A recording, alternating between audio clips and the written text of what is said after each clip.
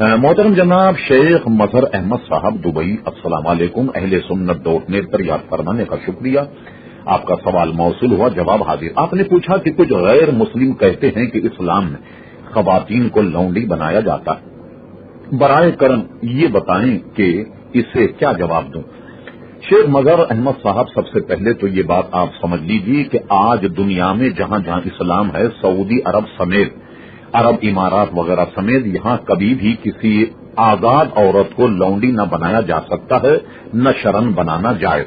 یہ اصل میں ابتدائی اسلام کا دور تھا جس میں غلام اور لونڈیوں کا خاندان تھا کہ جو بازار میں ایسے بکتے تھے جیسے مال تجارت جو ہے وہ بکتا، اور اسی طریقے سے جو اسلامی جنگیں ہوتی تو اسلامی جنگ ہونے کے بعد میں جو خواتین اور مرد پکڑ لیے جاتے وہ لونڈی اور غلام بنا لیے جاتے۔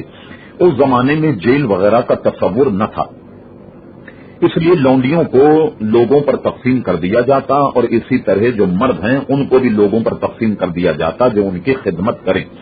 تو یہ ان لونڈیوں کے بارے میں ہے۔ اس کے بعد میں آپ جانتے ہیں کہ جب زمانہ ترقی کر گیا اور قیدیوں کا جب تبادلہ شروع ہو گیا تو اب ظاہر ہے کہ کوئی اسلامی جنگ ہو تو ہم اگر کسی غیر مسلم یا کفار مشرکین کے حضرات کو گرفتار کر لیں تو کچھ لوگ ہمارے بھی گرفتار ہوئے ہوں گے، اس لیے ہمیں اپنے لوگوں کو چھڑانے کے لیے اس معاوضے میں ان کے لوگوں کو واپس کرنا ہوگا۔ جیسے دنیاوی اعتبار سے جنیوا کنونشن میں بھی یہ بات مسلم ہے کہ جنگ ختم ہونے کے بعد وقت مناسب پر دونوں ملک جو ہیں وہ اپنے اپنے قیدی کو واپس کریں۔